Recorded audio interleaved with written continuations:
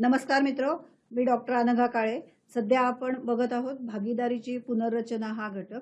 त्यातला आपण सध्या जो पाठ शिकतोय तो आहे डेथ ऑफ अ पार्टनर.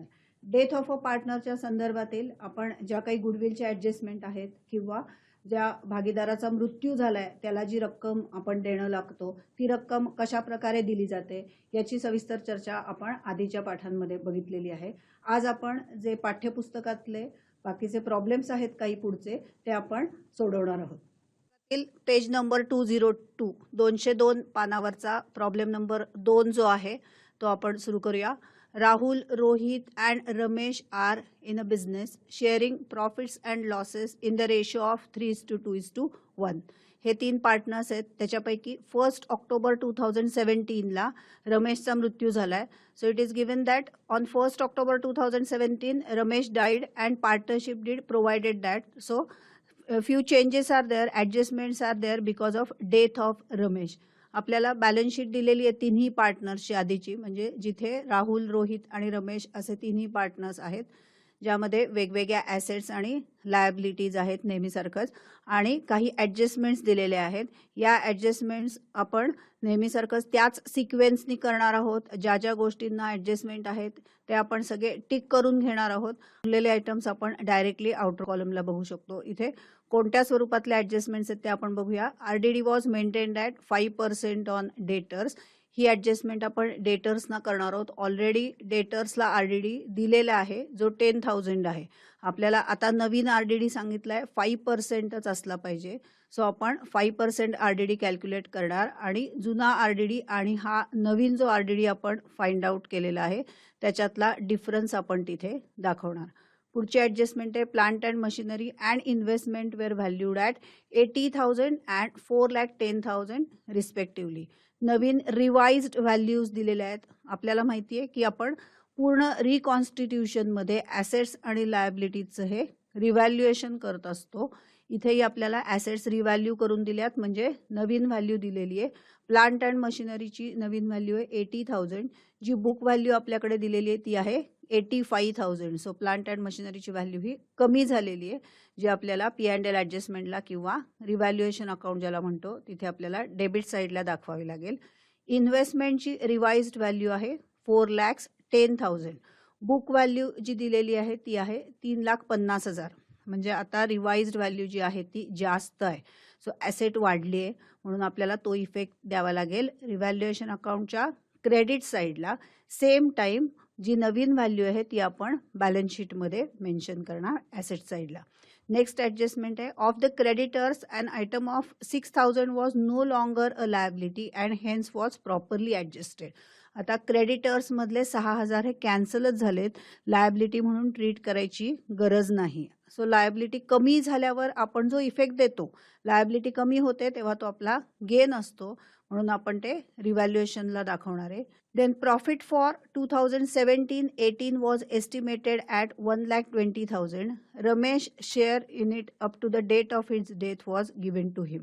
आता या प्रकारची जी ॲडजस्टमेंट असते ती डेथ ऑफ अ पार्टनर या पाठामधली नवीन असते पूर्णपणे. इथे पण काय झालंय बघा, रमेशचा मृत्यू हा 1 ऑक्टोबरला झालाय, त्यामुळे आपल्याला 31 मार्च पासून 1 ऑक्टोबरपर्यंत म्हणजे एप्रिल, मे, जून, जुलै, ऑगस्ट आणि सप्टेंबर 6 महिन्याचा कालावधी तो या फायनान्शियल इयरमध्ये आपल्याबरोबर होता.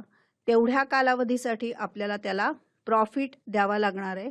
सो आपण 1,20,000 वरून 6 महिन्याचा प्रॉफिट आणि त्याचा शेअर असं तिथे फाइंड आउट करूया. पुढे आपल्याला गुडविल कॅल्क्युलेशनसाठी वेगवेगळ्या इयर्सचे प्रॉफिट दिलेले आहेत आणि आपल्याला सांगितलं आहे की गुडविल हे 2 times of the average profit आहे. सो त्याचंही कॅल्क्युलेशन आपण पुढे जाऊन वर्किंग नोटमध्ये करूया. Salary ₹5,000 per month was payable to him. Salary द्यायचे त्याला 5,000 per month. Same way interest on capital 5% was payable and on drawings 2,000 were charged. Drawings made by Ramesh up to September 2017 were ₹5,000 per month. आता drawings, interest on capital या सगळ्या ॲडजस्टमेंट्स आपल्याला त्या disease पार्टनरच्या capital अकाउंटमध्ये दाखवाव्या लागतील. आपल्याला काय करायला सांगितलंय बघा, प्रिपेअर रमेश's capital account showing the amount payable to his executor. So फक्त आपल्याला डिसीज पार्टनरचं कॅपिटल अकाउंट इथे विचारलेलं आहे. जेव्हा जेव्हा अशा प्रकारचा प्रॉब्लेम असतो, usually death of a partner या प्रॉब्लेम्समध्ये, या घटकामध्ये बरेच वेळेला डिसीज पार्टनरचं कॅपिटल अकाउंट आणि वर्किंग नोट किंवा डिसीज पार्टनरचं कॅपिटल अकाउंट आणि रिव्हॅल्युएशन अकाउंट किंवा फक्त बॅलन्स शीट आणि डिसीज पार्टनरचं असं काहीही कॉम्बिनेशन विचारलेलं असू शकतं. सो जेव्हा जेव्हा अशा प्रकारचं काही एखादंच लेजर विचारलंय तेव्हा उरलेली लेजर्स हे आपलं वर्किंग नोट किंवा सपोर्टेड वर्किंग असणार आहे. पुढे बघूया आता आपण कसं सॉल्व्ह केला हा प्रॉब्लेम. इथे तुम्हाला दिसेल की फक्त डिसीज पार्टनरचं कॅपिटल अकाउंट आपण केलेलं आहे. त्याच्यानंतर आपण हे वर्किंग नोट्स दाखवल्यात जे आपल्याला गरजेचे आहेत कॅल्क्युलेशन पार्टसाठी. आणि profit and loss adjustment account ही पण आपली इथे वर्किंग नोटच असणार आहे, सपोर्टेड वर्किंगच असणार आहे. ती आपल्याला लागणार आहे डिसीज पार्टनरचा जो प्रॉफिटचा शेअर आहे रिव्हॅल्युएशन प्रॉफिटमधला तो फाइंड आउट करण्यासाठी. पोस्टिंग बघूया आपण एक एक. आता इथे आपण बॅलन्स शीट करत नाही आहोत, त्याच्यामुळे लायबिलिटीचं पोस्टिंग आपण बॅलन्स शीटला, ॲसेटच्या सगळ्या आयटम्सचं पोस्टिंग बॅलन्स शीटला असं न करता डायरेक्टली ॲडजस्टमेंट्सपासून सुरुवात करू शकतो. RDD was maintained at 5% on debtors. So 5% of 1 lakh, 1 लाखाच्या 5%. 1 लाखाच्या 5% किती अमाऊंट येणार आहे बघा, 5,000. आणि इथे मात्र RDD आपल्याला दिलेला आहे 10,000. सो आपल्याला RDD हा इथे कमी करायचा आहे. आधीच्या RDD पेक्षा नवीन RDD हा कमी आहे. नवीन RDD कमी झाल्यावर डेटर्सची व्हॅल्यू वाढणार आहे. सो गेन आहे आपल्यासाठी. म्हणून जेवढा RDD कमी केला, जेवढा गेन झाला तो आपण P&L ॲडजस्टमेंट अकाउंट म्हणजेच रिव्हॅल्युएशन अकाउंटच्या क्रेडिट साईडला दाखवलेला आहे 5,000. Next adjustment plant and machinery investment, त्यांच्या रिवाइज्ड व्हॅल्यू आहेत त्याही आपण आता डिफरन्स जो आहे तो P&L ॲडजस्टमेंटला दाखवणार. प्लांट अँड मशिनरीची व्हॅल्यू कमी झाली आहे 5,000नी आणि इन्व्हेस्टमेंटची व्हॅल्यू वाढली आहे 60,000नी. So in P&L adjustment account you will find on debit side to plant and machinery 5,000. Debit साईडला बघा. सेम वे रिव्हॅल्युएशन अकाउंट म्हणजेच P&L ॲडजस्टमेंट अकाउंटच्या क्रेडिट साईडला आपल्याला जेवढ्या अमाऊंटनी इन्व्हेस्टमेंट वाढली आहे, इथे 60,000नी इन्व्हेस्टमेंट वाढली आहे. So by investments 60,000. Then next profit calculation इथे करायचं आहे आपल्याला डिसीज पार्टनरचं. त्याच्यासाठी आपल्याला 17-18चा प्रॉफिट दिलेला आहे. आपण वर्किंग नोट बघूया. Calculation of share of profit due to Ramesh. Second working note बघा. आपल्याला जेव्हा त्याचा शेअर फाइंड आउट करायचा आहे तेव्हा लास्ट इयरच्या प्रॉफिटवरून करायला सांगितलं आहे. So share of profit is equal to last years profit into त्याचा जो शेअर आहे तो इंटू पिरियड. सो लास्ट इयरचा जो प्रॉफिट आहे तो आहे 1,20,000 आणि डिसीज पार्टनर जो आहे रमेश त्याचा प्रॉफिट शेअर आहे 1/6 इंटू 6/12. 6/12 आपण काय घेतलं, 6 मंथ्स, म्हणजे आपल्याकडे तो 6 महिने पुढे होता. 31 मार्चपासून एंड ऑफ सप्टेंबर, 1 ऑक्टोबरपर्यंत तो आपल्या बिझनेसमध्ये होता, म्हणजे 6 महिने तो होता. सो 6 महिन्याचा आपल्याला त्याला प्रॉफिट शेअर द्यावा लागेल. हे कॅल्क्युलेशन केल्यावर जे उत्तर येतं ते आहे 10,000. So 10,000 is the profit share which we are paying to deceased partner. So now 10,000 will be showing through P&L suspense account. आपण रमेशच्या कॅपिटल अकाउंटला क्रेडिट साईडला पोस्टिंग केलंय बघा. रमेशच्या कॅपिटल अकाउंटला क्रेडिट साईडला शेवटी जे जनरल रिझर्व्ह दिसतंय त्याच्या जस्ट वरती by profit and loss suspense account 10,000 हा जो प्रॉफिट शेअर आहे तो आपण दिलेला आहे. Then goodwill of the firm was valued at 2 times the average profit of last 5 years. आणि तिथे आपल्याला रमेशचा शेअर हा फाइंड आउट करायचा आहे. Ramesh share in it was to be given to him, त्याचा शेअर आपल्याला त्याला द्यायचा आहे. वर्किंग नोट बघा, जिथे आपण गुडविलचं कॅल्क्युलेशन केलं आहे. टोटल प्रॉफिट आपला आलेला आहे 9 lakhs. पूर्ण 5 वर्षांचा प्रॉफिट ॲड करून जी अमाऊंट येते that is total profit divided by number of years. Number of years are 5. So will be getting average profit 1,80,000, 1,80,000. आणि आपल्याला असं म्हणलं आहे 2 years purchase of average profit म्हणजे ट्वाईस. सो ट्वाईस करायचं आहे आपल्याला गुडविल फाइंड आउट करण्यासाठी. So goodwill is equal to average profit into number of years. So 1,80,000 multiplied by 2. So 3,60,000 will be the total amount of goodwill. आता आपल्याला काय करायचं आहे, फक्त रमेशचा शेअर त्या गुडविलमधला फाइंड आउट करायचा आहे. त्यासाठी आपण थर्ड स्टेप काय केले, share of goodwill to Ramesh is goodwill of the firm into Ramesh's share. So 3,60,000 into 1/6. So we are getting 60,000. 60,000 त्याचा गुडविलचा शेअर आहे जो आपल्याला त्याला द्यायचा आहे. रमेशच्या कॅपिटल अकाउंटमध्ये क्रेडिट साईडला बघा तुम्हाला दिसेल बाय गुडविल 60,000. आपण रमेशचा शेअर तिथे त्याला देऊन टाकलेला आहे. इथे तुमच्या लक्षात येईल की फक्त आपण डीसीज पार्टनरचं कॅपिटल अकाउंट दाखवतोय, बाकी कोणत्याही पार्टनर्सचं कॅपिटल अकाउंट आपण केलेलं नाही, कारण ते सपोर्टेड वर्किंग म्हणून सुद्धा करायची गरज नाही. Next, salary ₹5,000 per month was payable to him. Again, this will be showing in Ramesh's capital account. Credit साईडला बघा salary we have shown 30,000. 30,000 salary दाखवले. 5,000 प्रत्येक महिन्याला सॅलरी आहे. सो 5,000 into 6, 6 महिने तो आपल्याबरोबर होता. So will be getting 30,000. Then next is interest on capital at 5% was payable and on drawings 2,000 were charged. Same way असंच आपल्याला इंटरेस्ट ऑन कॅपिटल पण आता इथे कॅल्क्युलेट करायचं आहे आणि ड्रॉइंग्स पण बघायचं आहे. ड्रॉइंग्सवरचं इंटरेस्ट आहे इथे. नाव check interest on capital we have shown 6,000. 6,000चं कॅल्क्युलेशन आपलं काय येणार आहे? If we are calculating it on the basis of period, then check working note.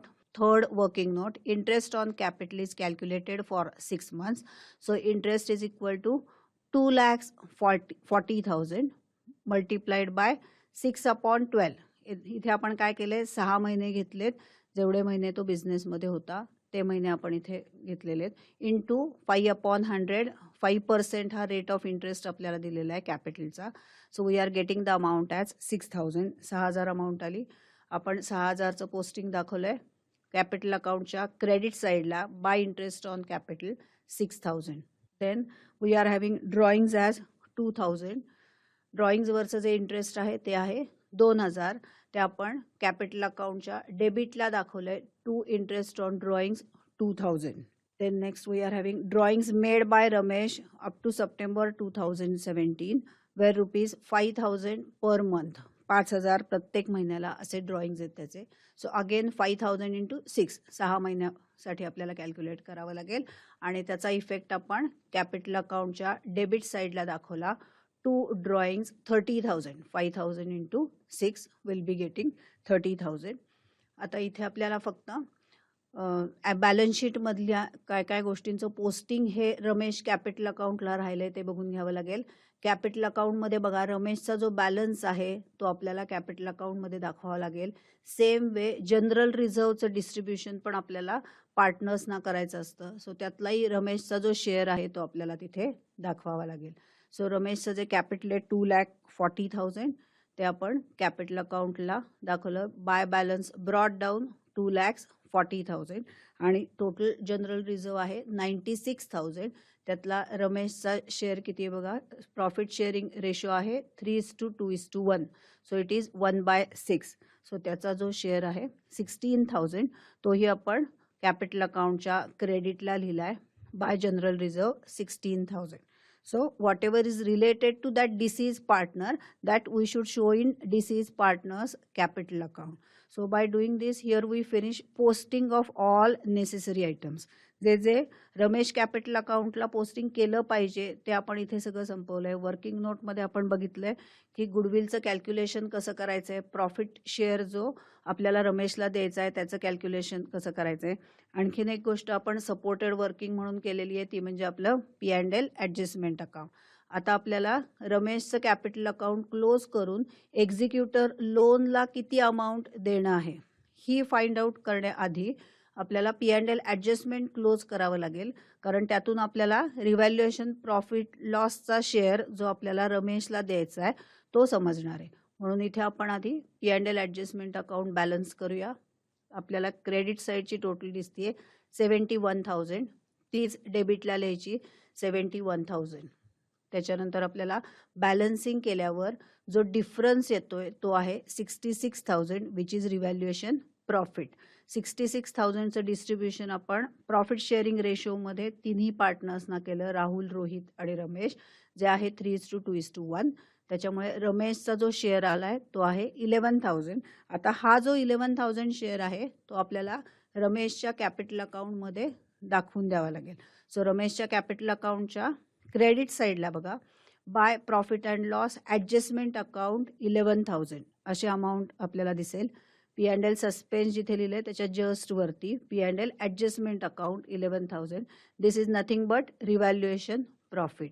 एकदा रिव्हॅल्युएशन प्रॉफिट ट्रान्सफर करून झाला की आपण आता रमेशचं कॅपिटल अकाउंट क्लोज करू शकतो.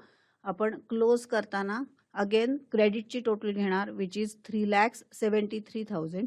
ती आपण डेबिटला लिहिणार आणि डिफरन्स अमाऊंट फाइंड आउट करणार. ती आली 3,41,000. So what this 3,41,000 indicates that this is the amount which is payable to the deceased partner to Ramesh. So we transferred it to executor's loan account. रमेशच्या एक्झिक्युटर लोन अकाउंटला आपण ती amount transfer करून ठेवली. आपण जर प्रॉब्लेममध्ये बघितलं तर लास्ट लाईनला आपल्याला तेच विचारलेलं आहे, showing the amount payable to his executor. So ती अमाऊंट इथे आपण आता फाइंड आउट केलेली आहे. So here we finish this problem number 2. Then we'll move ahead to next problem. This is third problem from our textbook. 3 partners are there, Ram, Madhav and Keshav. They are partners sharing profits and losses in the ratio of 5:3:2. Balance sheet is given. Various assets and liabilities are there. Then Keshav died on 31st July 2018. 31 जुलैपर्यंत तो बिझनेसमध्ये आहे Keshav, third partner जो आहे तो. आणि त्याच्यानंतर ज्या काही ॲडजस्टमेंट्स आपल्याला दिलेल्या आहेत, लास्टली आपल्याला सांगितलं आहे prepare revaluation account Keshav's capital account showing the amount payable to his executor. आता इथेही तुमच्या लक्षात येईल की आपल्याला रिव्हॅल्युएशन आणि डिसीज पार्टनरचं कॅपिटल अकाउंट एवढंच विचारलं आहे. सगळ्या पार्टनर्सची कॅपिटल अकाउंट पण नाही आहेत आणि बॅलन्स शीटसुद्धा नाही. सो इथेही आपल्याला आता बॅलन्स शीटची गरजच पडणार नाही, कारण सपोर्टेड वर्किंग म्हणून बॅलन्स शीटची गरज नाही. फक्त रिव्हॅल्युएशन अकाउंट आपण करणारच आहोत एनिवे आणि डिसीज पार्टनरचं कॅपिटल अकाउंट. आपण पोस्टिंग बघूया. सुरुवातीला लायबिलिटी साईडला कॅपिटल बॅलन्स जो आहे केशवचा त्याचा आपण ट्रान्सफर करून घेऊया. इथे आपल्याला P&L ॲडजस्टमेंट अकाउंट दिसेल आणि केशवचं कॅपिटल अकाउंट दिसेल. पुढे आपण काही वर्किंग नोट केलेले आहेत. केशव's capital account by balance brought down 50,000. जो बॅलन्स आपल्याला दिलेला आहे लायबिलिटी साईडला बघा बॅलन्स शीटमध्ये 50,000 तो आपण ट्रान्सफर केला. Then general reserve is 25,000. आता जनरल रिझर्व्ह जो आहे त्यातला जो केशवचा शेअर आहे तो आपल्याला ट्रान्सफर करायचा आहे. केशवचा शेअर त्यातला किती आहे बघा 2/10. सो बाय जनरल रिझर्व्ह 5,000 आपण क्रेडिट साईडला लिहिले. देन मुव्हिंग अहेड, अजून आपल्याला बॅलन्स शीटमधलं काहीच केशवला ट्रान्सफर करायचं नाही. So we can start with adjustments. Creditors have increase by 10,000. क्रेडिटर्सची अमाऊंट वाढली आहे. इथे आपण रिव्हॅल्युएशन अकाउंट किंवा P&L ॲडजस्टमेंट अकाउंट केलेलं आहे. लायबिलिटी वाढली त्याच्यामुळे P&L ॲडजस्टमेंट डेबिटला आपण लिहिलं आहे टू क्रेडिटर्स अकाउंट 10,000. लायबिलिटी वाढली म्हणजे आपला लॉस आहे तुम्हाला माहिती आहे. Then goodwill is to be calculated at 2 years purchase of average profit of 5 years. 2 years purchase of average profit of 5 years. आपल्याला 5 वर्षीचा प्रॉफिट दिला आहे त्याचं ॲव्हरेज आपण फाइंड आउट करणार आणि त्याच्या 2 times आपण गुडविल घेणार आहे. ठीक आहे. सो आपण याचं कॅल्क्युलेशन बघूया. Calculation of share of goodwill. First working note बघा. आपण ॲव्हरेज प्रॉफिट शोधण्यासाठी काय केलं आहे, सुरुवातीला आपण टोटल प्रॉफिट फाइंड आउट केला. सो 5 वर्षाचा प्रॉफिट आपण ॲड केला. जिथे लॉस आहे ती अमाऊंट आपण मायनस केली. शेवटी दिसत असेल -50,000. सो लॉस आपण मायनस करतो, बाकी सगळं आपण ॲड केलं.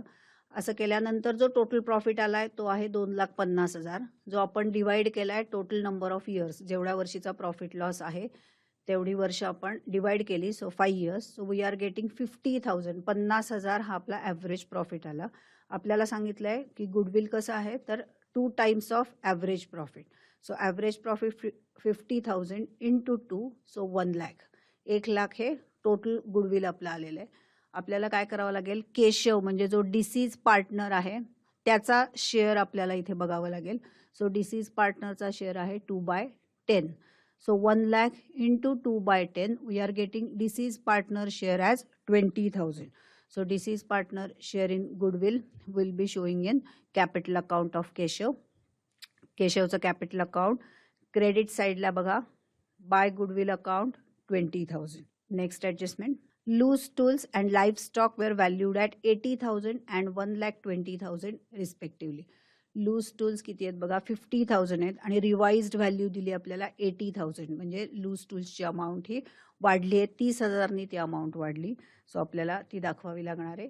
P&L ॲडजस्टमेंटमध्ये क्रेडिट साईडला by loose tools 30,000 and then we are having life stock as 1,20,000. Balance शीटमध्ये दिलेली म्हणजे बुक व्हॅल्यू जी आहे ती आहे 1,00,000 आणि नवीन व्हॅल्यू जी आहे ती 1,20,000 आहे. परत इथे पण 20,000ची वाढ झाली आहे लाईफ स्टॉकमध्ये. सो आपण रिव्हॅल्युएशन अकाउंट क्रेडिट साईड दाखवणार बाय लाईफ स्टॉक 20,000. याचे सेकंड इफेक्ट तुम्हाला माहिती आहे आपण बॅलन्स शीटमध्ये दाखवतो. बॅलन्स शीटला ॲसेट साईडला आपण जेव्हा या व्हॅल्यूज लिहितो लूज टूलची व्हॅल्यू आपण लिहिणार आहे किंवा लाईफ स्टॉकची व्हॅल्यू लिहिणार आहे तेव्हा आपण नवीन व्हॅल्यू तिथे दाखवणार आहे म्हणजे 80,000 आणि 1,20,000. Next adjustment RDD was maintained at 10,000. RDD आपल्याला किती ठेवायला सांगितलं आहे 10,000. So will be showing it in P&L adjustment account. Profit and loss ॲडजस्टमेंटच्या डेबिट साईडला बघा RDD आपल्याला मेंटेन करायचं आहे. So to RDD account 10,000. Second effect आपण दाखवलं असतं बॅलन्स शीटमध्ये डेटर्समधून आपण ही अमाऊंट मायनस करतो. Then commission rupees 2,000 per month was payable to Keshav. Profit for 18-19 was estimated at 45,000 and Keshav's share in it up to the date of his death was given to him. आता इथे commission जे disease पार्टनरला payable आहे ती amount दिलेली आहे आणि आपल्याला up to the date of death जेवढा त्याचा प्रॉफिटचा शेअर आहे ते कॅल्क्युलेशन आपण ज्या बेसिसवर करणार आहोत म्हणजे प्रिव्हियस इयर प्रॉफिटवर तो आपल्याला प्रॉफिट दिलेला आहे एस्टिमेटेड प्रॉफिट 45,000. सो आपण आधी बघूया की त्याचा प्रॉफिट पार्ट किती येतोय. लास्ट वर्किंग नोट बघा शेअर ऑफ प्रॉफिट लास्ट इयरचा त्याचा प्रॉफिट आपल्याला दिलेला आहे 45,000 आणि जो केशवचा शेअर आहे तो आहे 2/10 प्रॉफिट शेअरिंग रेशो प्रमाणे. पुढे आपण म्हणलंय in to period. Okay so period is 4 months. इथे बघा आपल्याला प्रॉब्लेममध्ये म्हणलंय बॅलन्स शीट नंतर लगेचच Keshav died on 31st of July. 31st of जुलैपर्यंत तो बिझनेसमध्ये होता म्हणजेच April May June and July 31st March to 31st of July. So for 4 months 4 महिने तो बिझनेसमध्ये होता. आपल्याला 4 महिन्याचा प्रॉफिट त्याला द्यायचा आहे. So 45,000 into 2/10 into 4/12 we are getting profit as 3,000. आता हा जो प्रॉफिट आहे तो आपल्याला माहिती आहे आपण P&L सस्पेन्स थ्रू दाखवतो. So Keshav's capital account credit side you will find by P&L suspense account 3,000. हा प्रॉफिट शेअर आपण इथे दाखवलेला आहे. अजून आपल्याला कमिशनची ॲडजस्टमेंट बघायची आहे. कमिशन 2,000 पर मंथ आहे. केशव आपल्याबरोबर 4 महिने होता म्हणजे इथेही आपल्याला काय करावं लागेल कमिशन हे 4 महिन्यासाठी द्यावं लागणार आहे. केशवच्या अकाउंटला बघा आपण दाखवलंय by commission account. Total amount we have shown is 8,000. Total amount ही 8,000 आली.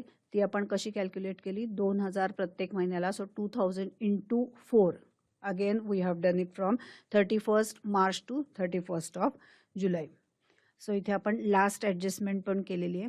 सो अशा सगळ्या ॲडजस्टमेंट संपल्यानंतर नेहमीच्या सिक्वेन्सनी आता आपल्याला रिव्हॅल्युएशन अकाउंट हे क्लोज करावं लागेल म्हणजे केशवचा जो रिव्हॅल्युएशन प्रॉफिट लॉसचा शेअर आहे तो आपल्याला त्याला देता येईल. So we are closing now P&L adjustment account. Before closing just we should check whether any of the posting is pending. कुठलं काही पोस्टिंग आपल्याकडनं मिस आउट झालं आहे किंवा ॲडजस्टमेंट करायची राहिली का हे कायमच आपण बघतो की बॅलन्सिंग करायच्या आधी आपण ते चेक करतो. इथे आपण बॅलन्सिंग करताना टोटल बघायची कुठल्या साईडची जास्त आहे. क्रेडिटची टोटल आहे 50,000 ती आपण डेबिटला लिहून घेणार 50,000. डिफरन्स अमाऊंट आपली जी येते ती आहे 30,000 विच इंडिकेट्स रिव्हॅल्युएशन प्रॉफिट. या रिव्हॅल्युएशन प्रॉफिटचं डिस्ट्रीब्युशन आपल्याला रेशो दिला आहे 5:3:2. त्या रेशोप्रमाणे डिस्ट्रीब्युशन केल्यावर रामचा शेअर आहे 15,000, माधवचा आहे 9,000 आणि केशवचा आहे 6,000. इथे फक्त आपण केशवचंच कॅपिटल अकाउंट केलं आहे त्याच्यामुळे फक्त त्याचा प्रॉफिटचा शेअर इथे दाखवायचा. सो आपण केशवस कॅपिटल अकाउंटला क्रेडिट साईडला दाखवलं आहे बाय रिव्हॅल्युएशन अकाउंट प्रॉफिट 6,000. ठीक आहे. सो असं केल्यावर आपल्याला केशवच्या कॅपिटल अकाउंटमधली जी पोस्टिंग्ज आहेत तीही सगळी पोस्टिंग्स आपली ही कंप्लीट होऊन जातात. ही पोस्टिंग झाल्यानंतर आपण हे अकाउंटही क्लोज करू शकतो. केशवचं कॅपिटल अकाउंट क्लोज करताना आपल्याला काय करायचंय, सेम वे क्रेडिटची टोटल घ्यायची. क्रेडिटला तुम्हाला दिसेल आपण डिसीज पार्टनरला काय काय देणं लागतो, तर त्याचा जो कॅपिटल बॅलन्स आहे तो, जे काही ॲक्युमुलेटेड प्रॉफिट असेल, जनरल रिझर्व असेल त्यातला त्याचा शेअर असेल तो, त्याचा जो गुडविलचा शेअर असेल तो, आता इथे कमिशन पेएबल आहे ते, काही प्रॉब्लेममध्ये सॅलरी आपल्याला दिलेली असते सो, किंवा तिथे इंटरेस्ट ऑन कॅपिटल असेल ते, इथे आपण या प्रकारच्या सगळ्या ज्या ज्या गोष्टी डिसीज पार्टनरला देणं लागतो त्या सगळ्या टोटल करून मग आपण त्याचा शेअर किंवा त्याला जी अमाऊंट देणं लागतो ती टोटली फाइंड आउट करतो. इथे आपली क्रेडिटची जी टोटल आली आहे ती आहे 92,000. ती आपण डेबिटला लिहिली आहे आणि डेबिटला काहीच पोस्टिंग नाही, ड्रॉइंग्स किंवा इंटरेस्ट ऑन ड्रॉइंग्स वगैरे अशी कोणतीही ॲडजस्टमेंट या प्रॉब्लेममध्ये नाही आहे. सो जी 92,000 आहे ती बॅलन्सिंग फिगरच आहे, which is payable to the executor loan. So we transferred it to executor loan account. आपल्याला प्रॉब्लेममध्ये सांगितलेलं होतं की रिव्हॅल्युएशन अकाउंट आणि केशव्स कॅपिटल अकाउंट आपण करायचं आहे, showing the amount payable to executor. So आपण इथे जी पेएबल अमाऊंट आहे एक्झिक्युटरला ती आपण फाइंड आउट केलेली आहे. जेव्हा अशा प्रकारचे प्रॉब्लेम डेथ ऑफ पार्टनर या पाठासाठी येणार आहेत तेव्हा जी लेजर्स विचारलेली आहेत ती अतिशय फेअर आणि व्यवस्थित करायची. बाकी सगळं आपण सपोर्टेड वर्किंग म्हणून केलेलं आहे, तुमच्या लक्षात येईल. डेथ ऑफ अ पार्टनरमध्ये खूप वेळेला जास्त वर्किंग नोट्स या कराव्या लागतात आणि वर्किंग नोट्सना बरेच वेळेला मार्कही असतात. त्यामुळे ज्या वर्किंग नोट आपण करणार आहोत त्या अतिशय फेअर आणि व्यवस्थित करायच्या आहेत. बाकी लेजर्स जेवढी विचारलेत तीच आपण करणार आहोत. इथे सगळ्या पार्टनर्सचं आपण कॅपिटल अकाउंट ओपन केलं नाही, फक्त केशवचंच कॅपिटल अकाउंट आपण ओपन केलं कारण तेवढंच गरजेचं होतं. त्यामुळे बॅलन्स शीटमधल्या सुद्धा ज्या गोष्टी केशवच कॅपिटल अकाउंटला आपल्याला पोस्टिंग करायला गरजेच्या आहेत तेवढ्याच आपण डिरेक्टली घेतल्या. बॅलन्स शीटही करायची नव्हती, न्यू बॅलन्स शीट, त्याच्यामुळे आपल्याला त्या ॲसेट्स आणि लायबिलिटीज आणि त्यातले चेंजेस म्हणजे जे आपण रिव्हॅल्युएशन केलं, रिव्हॅल्युएशनचा एक इफेक्ट आपण P&L ॲडजस्टमेंटला दाखवला, पण दुसरा इफेक्ट हा आपण ॲझ्युम केला, बॅलन्स शीट केली नाही. त्यामुळे बॅलन्स शीट करण्यामध्ये वेळ घालवू नका. जे आपल्याला विचारलेलं आहे तेवढीच लेजर करा. फक्त रिव्हॅल्युएशनचा इफेक्ट दाखवा आणि बॅलन्स शीटला आपण सेकंड इफेक्ट देतो हे तुम्हाला माहितीच आहे.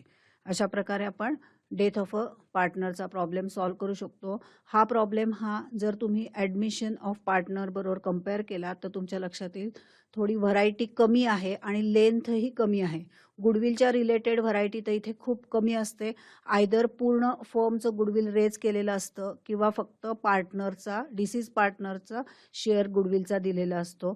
त्यामुळे गुडविलबाबतचं कॅल्क्युलेशनही इथे कमी असतं. सो आपण इझिली हा प्रॉब्लेम करू शकतो आणि टॅलीही अतिशय व्यवस्थित होतो.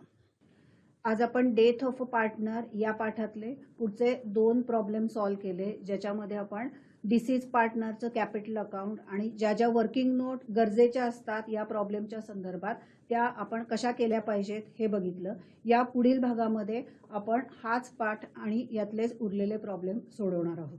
धन्यवाद.